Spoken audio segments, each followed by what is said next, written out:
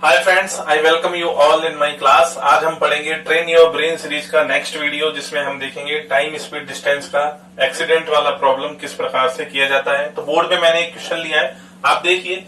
घर से कुछ दूरी पर एक्सीडेंट की वजह से एक कार की चाल 25% कम हो जाती है और वह अपने गंतव्य पर पहुंचने में 6 घंटे लेट हो जाती है। आप समझिएगा, एक कार है, वो बिंदु ए पर है। अगर वो यहाँ से चलना प्रारंभ करती है और उसे यहाँ तक आना है तो वो कुछ टी टाइम लेती है। मुझे नहीं पता कि टी का मान क्या है।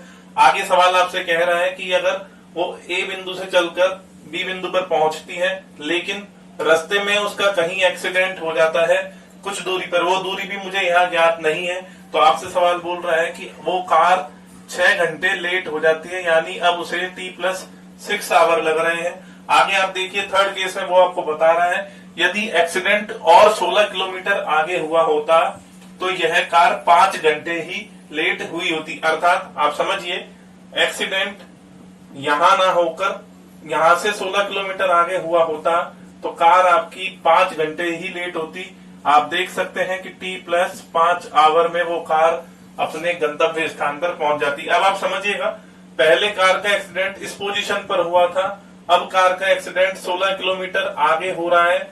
इसका क्या फर्क पड़ेगा, आपको ज्ञात करनी है कि एक्सीडेंट से पहले कार की चाल क्या थी तथा एक्सीडेंट के बाद कार की चाल क्या है। आप समझिए, मैं मान लेता हूं, माना कार की वास्तविक चाल s किलोमीटर पर आवर है, s किलोमीटर पर आवर। आप देखिए, सवाल में आपको बता रखा है कि एक्सीडेंट के बाद कार की चाल 25% कम हो जाती है। इसका मतलब है 25% को मैं लिख सकता हूं 1/4, यानी पहले चाल s थी, अब उसकी चाल 3s/4 हो जाएगी। 25% कम होने का मतलब है पहले की चाल का 75%। आप आगे देखिए, यहां अगर उसकी चाल s थी, यहां भी उसकी चाल s होगी, इस पोजीशन पे इस दूरी तक भी उसकी चाल s है। आगे देखिए, अगर उसका एक्सीडेंट यहां हुआ है तो उसकी चाल आगे यहाँ 3/4s हो जाएगी। लेकिन अगर उसका एक्सीडेंट यहां होता है तो यहाँ उसकी चाल ऐसी ही होगी, लेकिन इसके आगे यहाँ इसके बाद उसकी चाल 3/4s होगी। आपको समझ में आ रहा होगा कि किस पोजीशन पर उसकी क्या चाल है। अब आप ध्यान से एक बात देखिएगा कि इस पोजीशन पर इस जो गैप है, इस 16 किलोमीटर के अंतराल में उसकी चालों में अंतर आया है। यहाँ उसकी चाल 3/4s थी, लेकिन यहाँ उसकी चाल s है। इस अंतर की वजह से ही ये 1 घंटे का फर्क आया है। मैं कह सकता हूं कि जो समय का अंतर 1 घंटे आ रहा है वो इस 16 किलोमीटर की वजह से ही आया होगा। तो आप अगर 16 किलोमीटर को 3/4s से चलते हैं तो आपके पास ये आपकी समय आता है, तथा इस 16 किलोमीटर को अगर आप s किलोमीटर पर आवर से चलते हैं तो आपके पास समय ये आएगा, और इन दोनों समय का अंतर 1 घंटे के बराबर होगा। यहां से आप s की वैल्यू कैलकुलेट कर सकते हैं। ये इस सवाल को करने का पहला तरीका हो गया कि अगर आप एक समीकरण बना लें जिसमें कि आपको समय का अंतर लिखना है, आपको केवल देखना है कि किस रेशो में, किस मार्जिन में, किस डिस्टेंस में आपका चालों का अंतर आया है, जिसकी वजह से ये 1 घंटे का फर्क पड़ा है। तो आप इसको आगे हल करेंगे तो देखेंगे, इस 4 को ऊपर ले जाएंगे तो 64/3s minus 16/s equal to 1। आगे आप लघुत्तम लेंगे या 3s से पूरे समीकरण को गुणा करेंगे तो 64 माइनस 16×3=48 बराबर 3s हो जाएगा। आगे यहां से इसे हल करेंगे तो आपका s का मान यहां से आपको 16/3 किलोमीटर पर आवर प्राप्त हो गया है। आपकी वास्तविक चाल 16/3 किलोमीटर पर आवर है, ये आपकी वास्तविक चाल हो गई।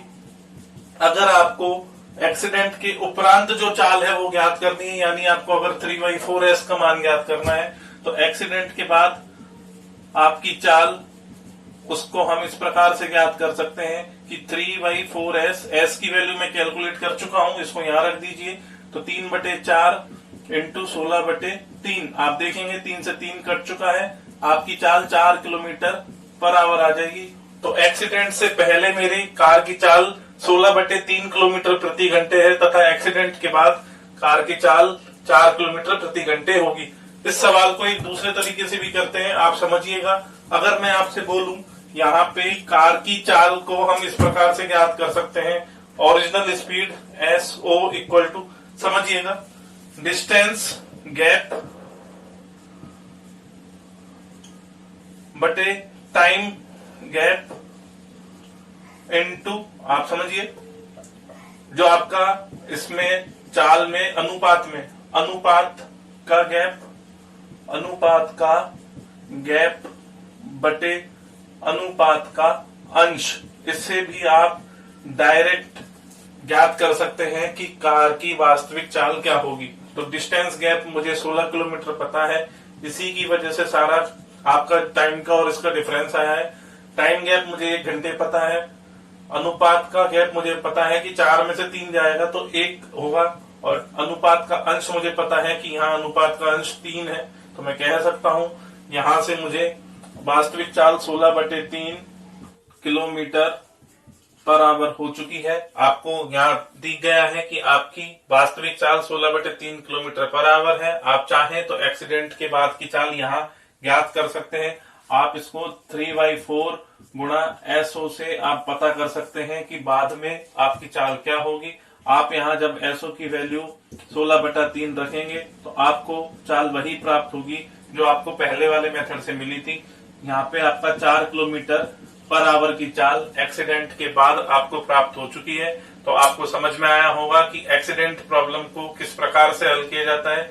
एक हमने इक्वेशन बनाकर इसको हल किया है और एक हमने इसमें रेशो मेथड का यूज करते हुए इस सवाल को हल किया है। बच्चों दूसरा क्वेश्चन समझिए। इस क्वेश्चन में आपकी चाल 33 सही 1/3% कम हो रही है। यानी मैं कह सकता हूं अगर कि मैंने कार की वास्तविक चाल को S माना, वास्तविक चाल S किलोमीटर पर आवर है, तो कार की नई चाल जो है वो 33 सही 1/3% कम हो जाएगी। यानी पुरानी चाल की 66 सही 2/3% होगी। हम कह सकते हैं एक्सीडेंट के बाद कार की चाल S का 66 सही 2/3% होगी, जिसे अगर हम हल करेंगे तो हमें प्राप्त होता है S × 2/3 यानी 2S/3। ये हमारी एक्सीडेंट के बाद कार की चाल होगी। अब आप देखिए दोनों तरीके से इस सवाल को हल करें हम तो आप समझिए क्या होता है। मैं कह सकता हूं 2/3 में मेरा रेशो गैप 1 है तथा इसका अंश मेरा 2 है। अब आप समझिए कि अगर मैं लिखूं कार की वास्तविक चाल SO = डिस्टेंस गैप बटे टाइम गैप गुणा रेशो गैप बटे रेशो का अंश यानी अनुपात का अंश। आप समझिए क्या हो रहा है यहाँ पर। आपका आप देख सकते हैं डिस्टेंस गैप इस क्वेश्चन में 24 किलोमीटर का दिया हुआ है, तो मैं यहाँ अगर 24 किलोमीटर लिख दूं बटे टाइम का गैप। आप देखिए पहले वो कार 10 घंटे लेट हो रही थी, एक्सीडेंट 24 किलोमीटर आगे होता है तो कार अब 8 घंटे लेट होती है, यानी 10 का और 8 का 2 घंटे का गैप आएगा आपके पास। आगे आप रेशो का गैप देखेंगे तो 3 और 2 में 1 का गैप है और अनुपात का अंश आपका यहाँ 2 है।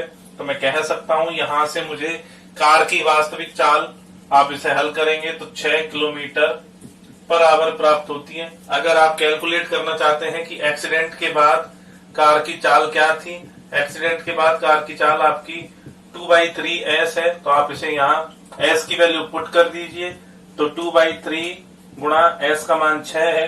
आप कह सकते हैं कि एक्सीडेंट के बाद कार की चाल 4 किलोमीटर पर आवर आपको प्राप्त हो जाएगी। तो आपने रेशो मेथड का यूज करते हुए इस क्वेश्चन में कार की वास्तविक चाल और एक्सीडेंट के बाद चाल ज्ञात कर ली है। अब हम इक्वेशन बनाकर इस क्वेश्चन को किस प्रकार कर सकते हैं वो देखिए, आप समझने की कोशिश कीजिएगा। मैं आपको इसका फिगर भी समझाऊं कि इसमें हो क्या रहा है। तो A से B तक वो S चाल से जाता है तो T टाइम लगता है। A से B तक अगर वो चलता है और बीच में कहीं उसका एक्सीडेंट होता है तो उसकी चाल घटकर 2/3S हो जाती है और उसको समय जो है अब 10 घंटे ज्यादा लगता है। लेकिन यदि यह एक्सीडेंट 24 किलोमीटर आगे होता है तो मैं कह सकता हूं उसकी चाल यहां से 2/3S होगी, यहां तक उसकी चाल S रही होगी, तो यहां उसे 8 घंटे ही अधिक लगते हैं। तो आप समझने की कोशिश कीजिए, ये जो 24 किलोमीटर का गैप आया है, इस गैप की वजह से आपका यहाँ पे टाइम का डिफरेंस आया है। तो आप समझिए इस डिफरेंस को हम किस प्रकार लिख सकते हैं।